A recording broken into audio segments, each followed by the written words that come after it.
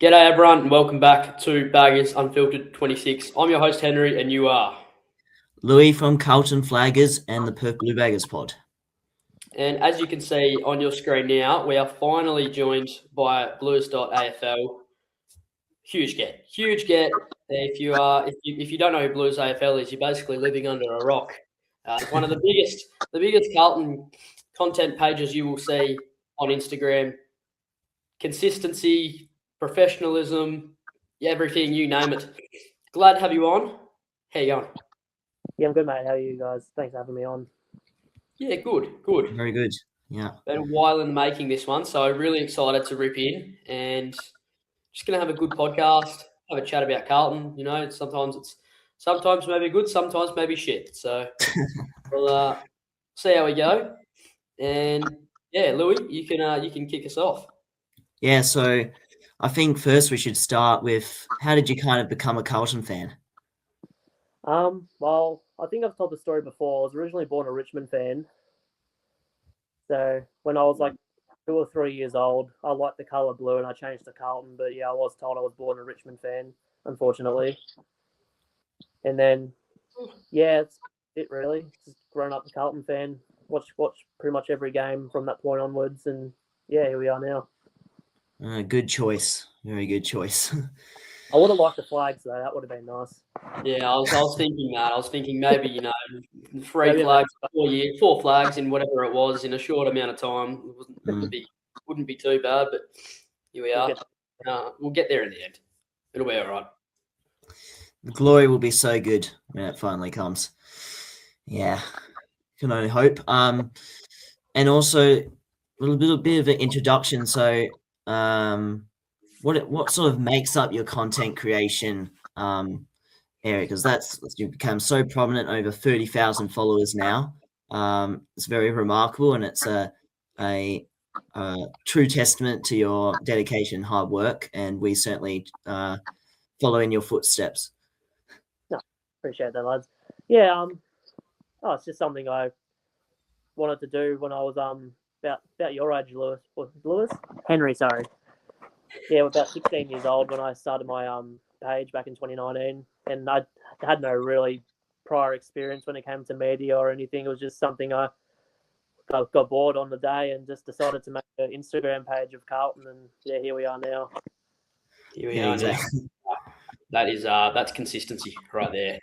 That man right there on your screen sums it up. And I do remember there's this little story. I wouldn't know how long ago it was, whatever it was, but it was just me. I think it was actually last year when we lost to bloody Richmond and Seth Campbell's backflipped on us, and I remember I go to text message Blues.AFL, and I'm scrolling up because I don't know, I might have sent him about 15 messages that night, and I looked at the next morning and I was like, shit. Now I just look like a full blown so-and-so. So no, but I'm sure you get a lot of messages in a day. So you get definitely. You don't get as many when you win because people are happy and they're just doing their own thing. But when you lose, I'm usually the rant station, so you get around to them in the next couple of days when people have calmed down. But yeah, you don't want to touch on it too much on the night of the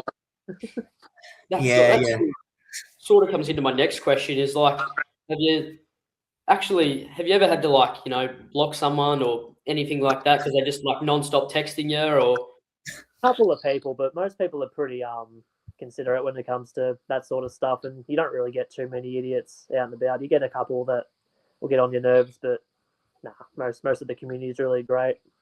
Yeah, 100%. Yeah, and I think the trade period is the biggest sort of time of the year for us content creators. How do you go about that? Because like you seem to be on song 24/7 with all that, all the news. Yeah, it's tough, especially when you're juggling up a full-time job. But just kind of obviously you got your Twitter notifications there ready to go. If you kind of have an inkling that something's happening in terms of like a player you're linked to, if a player on our team's linked to another team, you can kind of get that sort of stuff prepared so you're at least a little bit quicker. It makes your life a little bit easier when you do have to, because if I have to post that news at work, you'd much rather have the bulk of that post ready to go rather than having to make everything from scratch. But no, it's just being prepared, being organised, kind of having an inkling of what's coming, and you don't overcomplicate it too much because it's a very fun period, but it's also a very stressful period. Especially last year was just hectic. So hopefully it's not as hectic this year, which I don't think it will be, but we'll wait and see. Yeah, you never know. A lot happened quickly last year. Oh boy.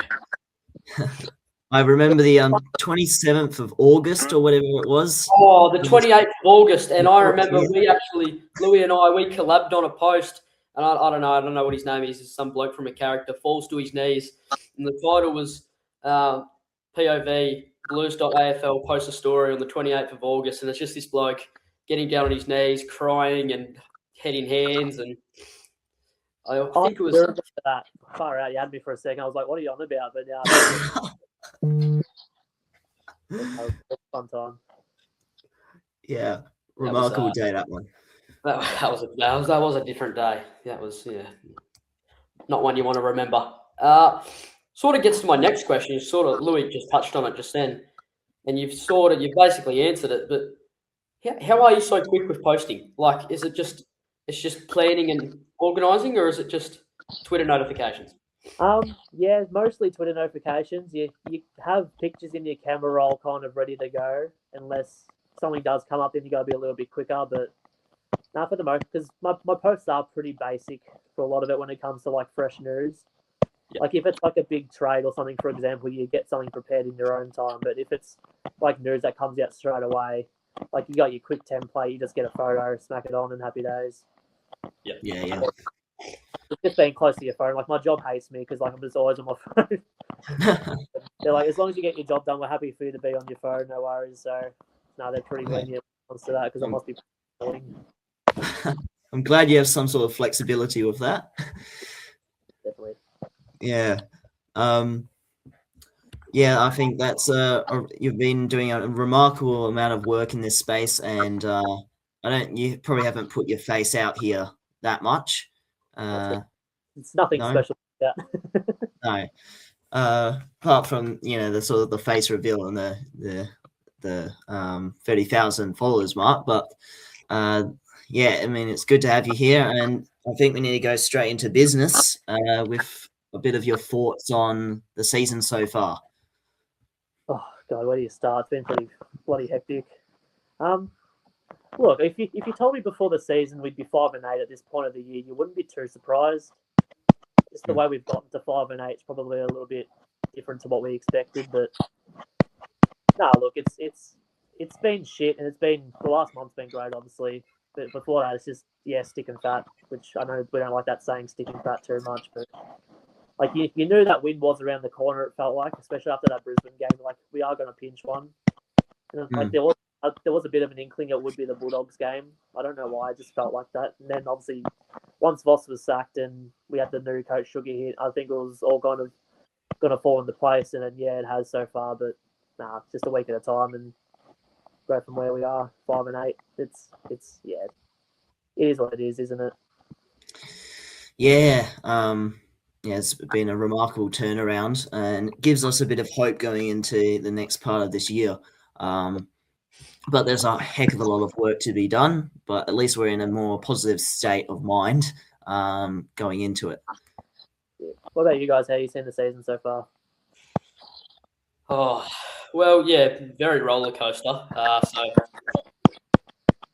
that's one of the biggest ways to sum it up. It's just Voss, and then it's Fraser, the Sugar hit, as you said, winning games to fade outs, and just when you all put it together, it's just all so confusing. So if someone was to tell me probably in January when they started the preseason and there wasn't many injuries going on and everything was looking a little bit on the brighter side, I would have, and you would have, when you said to me, we're 1-8 and then we win 4 games randomly under a new coach, I would probably punch you and not believe you. So I'm pretty surprised that we've actually been able to turn it around, but I'm also very proud of the way that we've been able to turn it around as well. And I said it in the last pod with Louis, when Jack Henry kicked that goal against Geelong, and this is one of my favourite moments of the year, there was not one dropped head is what I saw.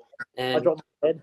I don't blame you, honestly. I was thinking, oh shit, here we go again. But, we've just lost another close one. But the players just looked like they wanted to take the leadership on in the last 2 minutes, which is really remarkable to see. And then obviously King Cripper actually getting up off his 2 legs. So that was also nice to see. So all of a sudden there is a little bit of a change in momentum, and we'll get into a preview probably in about 5 minutes. But I reckon this game is probably one of the biggest we'll play this year. So hopefully we can get it done.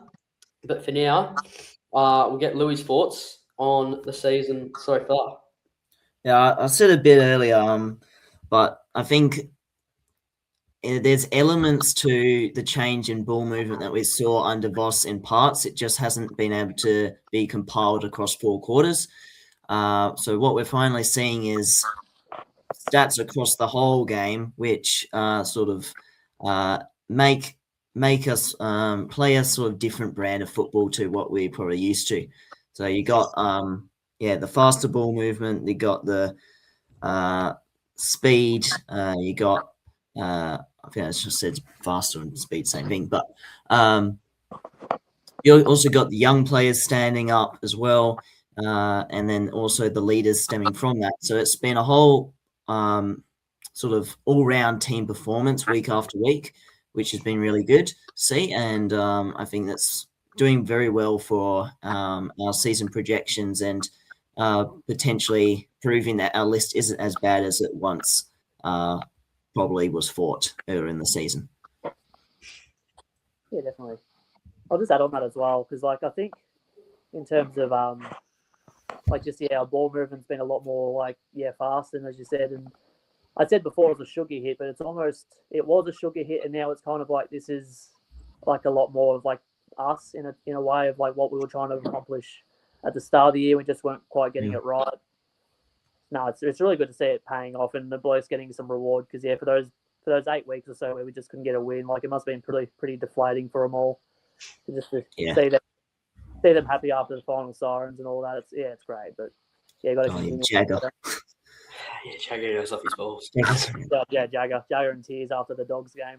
Yeah, that made my day. So you could see the players really starting to enjoy playing footy again, which also probably helps. And I think maybe a different cultural change as well. And I think how much would you sort of take away lately and say, is it more of a tactical or mental side? I think it's a bit of both, but what do you reckon about that?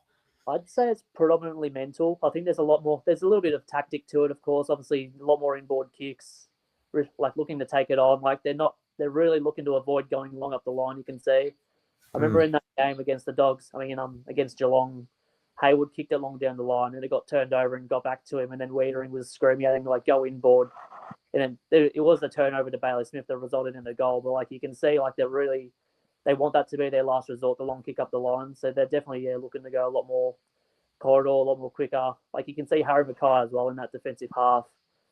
He's just straight onto it, that inboard kick to a risky spot. And if it comes off, it looks great. If it doesn't come off, it doesn't come off. But you'd much rather concede goals like that than what we have been in the past. It's been good. I have a quick question.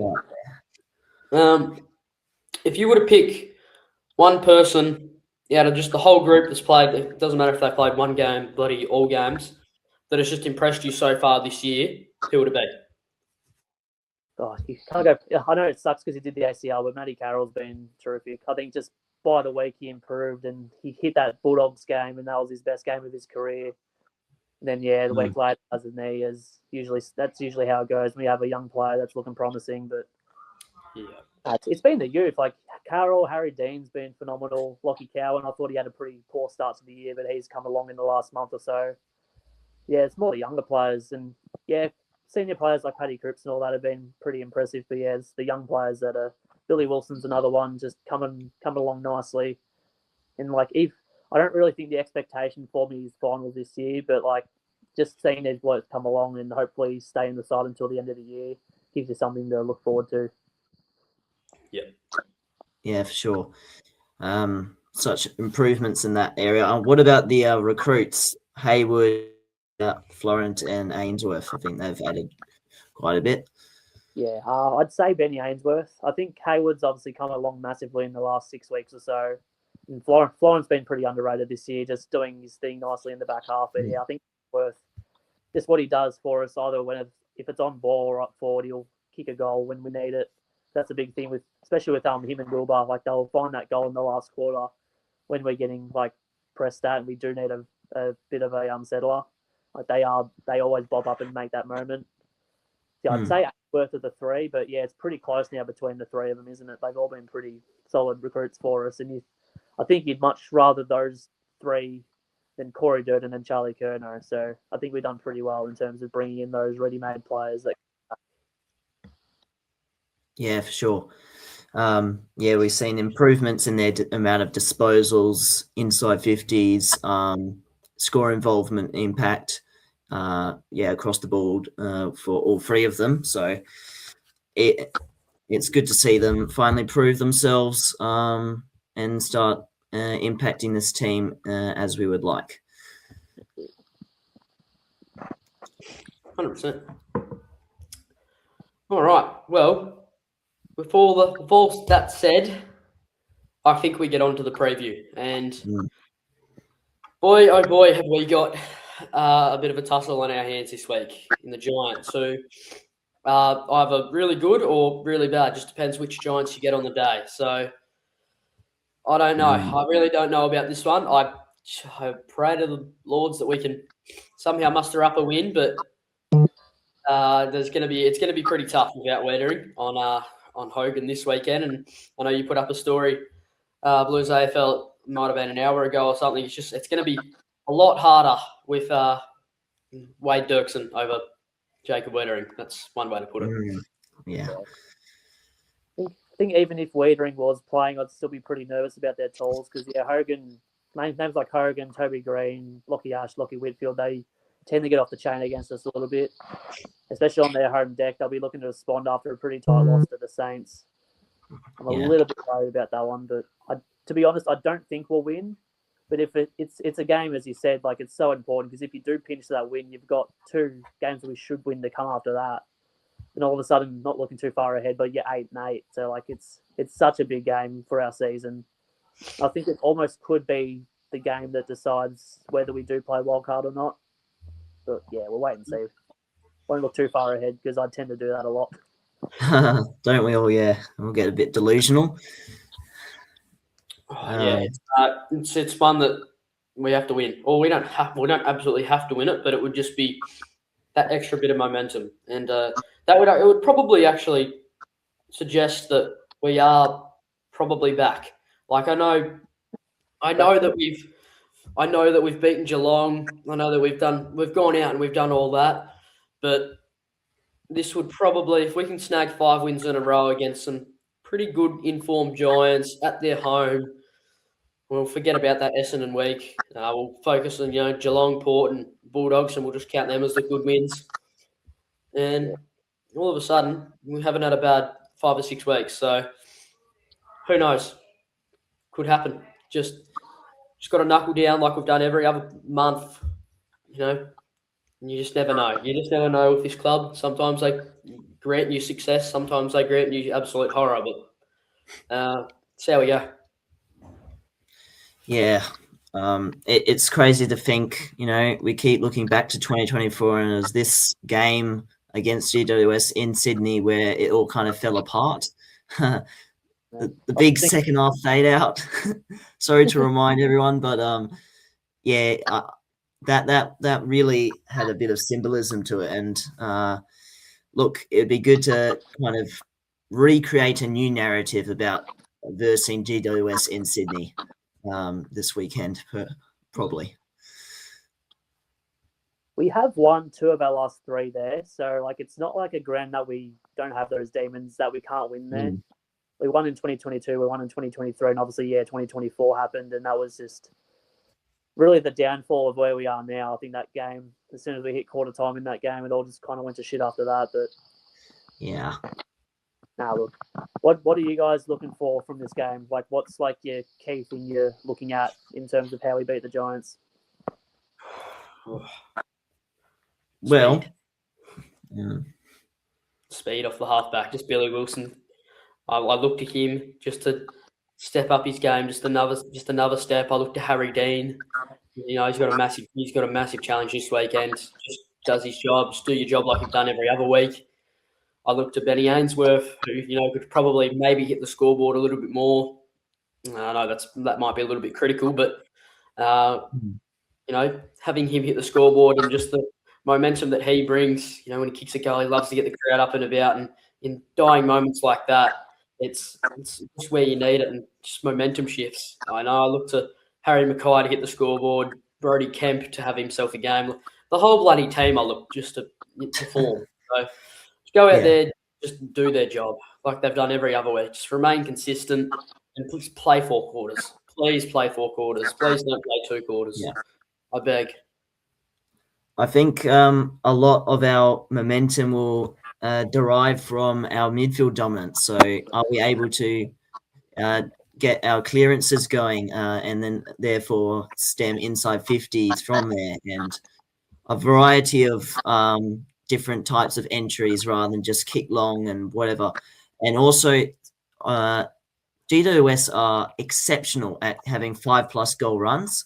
So we have to be completely on song, especially in the midfield. If our defense is looking a little bit underdone, without Weeders and GWS's tools, I think, a lot has to stem from midfield dominance, and not just dominance over periods of time. It seriously has to be across all quarters if we want to demonstrate our that we deserve to be, in the wildcard round, or if we're truly back. Yeah, see, that's exactly the point I was going to make too about the midfield. Like, the way to protect your undermanned defence is the midfield goes to work. And last week against Essendon, or 2 weeks ago against Essendon, I thought they were pretty soundly beaten. They did get on top when it did in the last quarter, but for the most part, I thought they were pretty soundly beaten. If that type of midfield performance rocks up against GWS, and you let them get that source inside 50 on repeat, it's going to be bad. Like, it could be a drubbing if we let that happen. So I think Mark Kiddernet, especially, he's been really poor the last, I'd say, 6 weeks or so. Kieran Briggs coming up against him, it's a pretty similar ruckman in terms of physical and like all that. So hopefully he'll find something a little bit more. But we'll see what happens. Yeah, that's the ruck has a lot to do with it too. They'll probably mix it with a bit of Harry as well, Harry Mackay. It's going to be an interesting matchup. I also think back to certainly momentum swings. If Carlton could certainly have it done to them with the 11 goal quarter that GWS put on Brisbane over there. That would be a nightmare if that happened here. Yeah, no. And we've seen it happen against Sydney as well. So I think let's see if our mental demons are truly gone once GWS finally, put up their best against us. Could you imagine the scenes on Carlton media, on Carlton social media, if we conceded 14 goals in a quarter? Oh. Like, I know we conceded 12 against Sydney, but if it was against the Giants, a team that were pretty similar in terms of ladder position against, if we did something like that, God knows. But hopefully that's hypothetical. I reckon you'd get the classic old full time post. It'd be nothing else. It'd just be F and T and a bloody full stop. That'd be it. Yeah, that's the caption. FT, yeah. That's all it'll be. And 400 odd comments underneath. 400 comments in the first 5 minutes, and then and then just log off. Just log off for the rest of the day. Try not to go on your phone. And then 2 days later, you'll open your phone up and it'll be Kane Corns saying trade Cripps, trade Mackay. Yeah.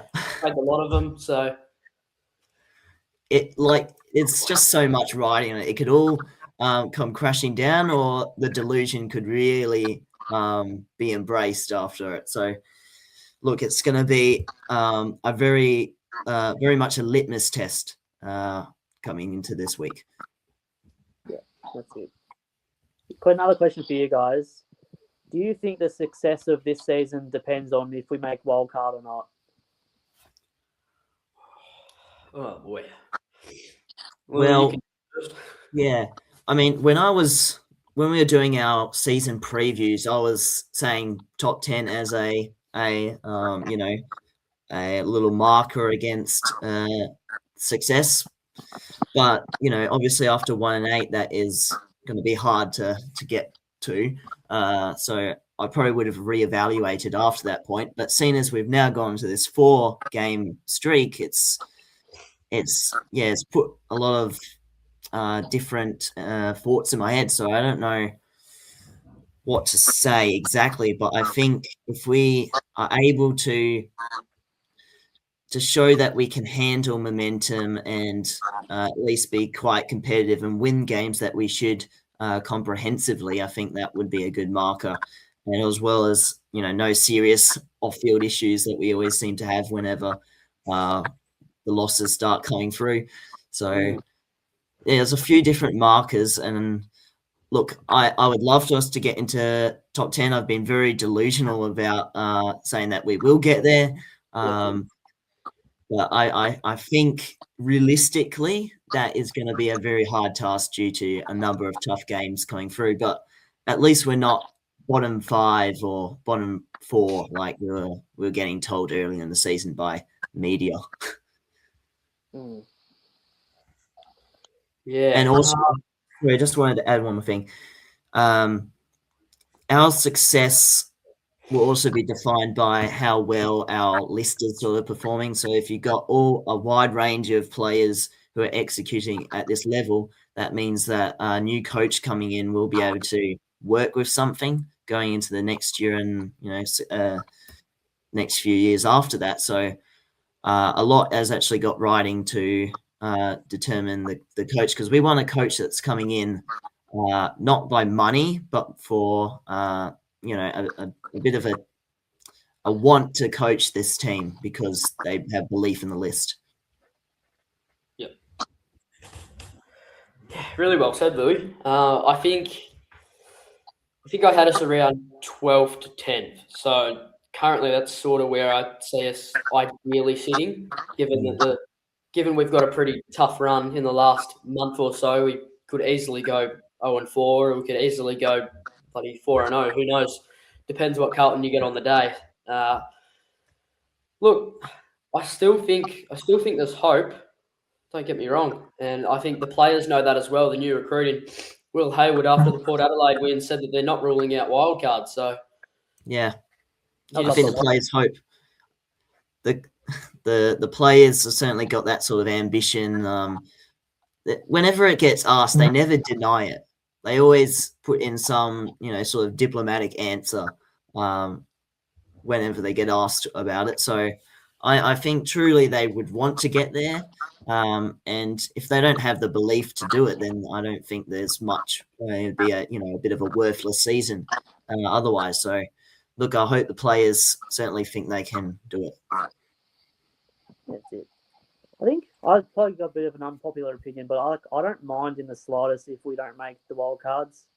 I think previously, like 2021 to 2023, like it had to be finals. Like there was like no negotiable about that. But now it's like if you make it, amazing, because it'd be a pretty cool story where we come from 1-8. But like if we don't make it, like we're not expected to make it. Like just draft again, hit trade period, do what we need to do, and just go again. Like it's not really. I don't think the season lives and dies just by making the top 10 this year. But like you hope that's not how it is internally. I hope internally they are going, we want to strive for that spot. Yeah, just me personally, I don't mind if we don't make the wild cards, but it'd still be pretty cool, obviously, to make it. Yeah, agreed. What about? I know it's very early to talk about it, but list management wise, what do you kind of want to see going into the off season? Oh, wow. What are some puzzles that we need to? At the moment, isn't there? Something ridiculous like that. So it's a pretty big period in terms of just contracted players, because a lot of those players aren't really playing senior footy either. Like a lot of them are just kind of kicking along in the twos at the moment. So yeah, certainly an interesting period in terms of that. But in terms of players that I think we need to bring in, you obviously need a key forward. I think that's number one priority for me is a key forward. Yeah. maybe a halfback, not like one you got to pay a fair bit for, but just like a Bailey McDonald from Hawthorn, like just a fringe sort of halfback that can come in that's like 21, 22 years old and just play a role like that sort of player. And then obviously we're going to get Cody Walker in the draft. I know people are still worried that we're not going to get him. Like, trust me, we're going to get him. Like, it's going to be all right. No, need to call that sort of narrative. It's very naive. So there's going to be a reasonable amount happening. Hopefully not as much as last year. But yeah, there's a lot for the new list manager, whoever that is, to come through to deal with, as well as Chris Davies, and hopefully have a new coach in there as well that can sort of implement his philosophy for both the trade and draft and preseason. That's another thing as well, I think, because we the whole talks about the coach. We don't have a list manager either, and like it's hard to believe narratives when we're linked to players in the media because like we don't have a list team. That could fit in people. Like I think we've been linked to Mark McKenzie from Hawthorn. That'd be a terrific get. If we could pull that off, he'd be bloody laughing. And yeah, in terms of coach, I think we've been linked to a fair few names. I think they're only just beginning the process now, but. In terms of coach, what are we looking for, do you think? An experienced or a part-time? I mean, not part-time, a first-time. What are we looking for? Fraser Ball. We're not doing 10-2.0. We're not getting Josh Fraser. Winning the premiership under Fraser Ball. Him and Cripper holding up the cup. It's happening. We're winning the flag. But seriously, Henry, are you all in on Fraser Ball?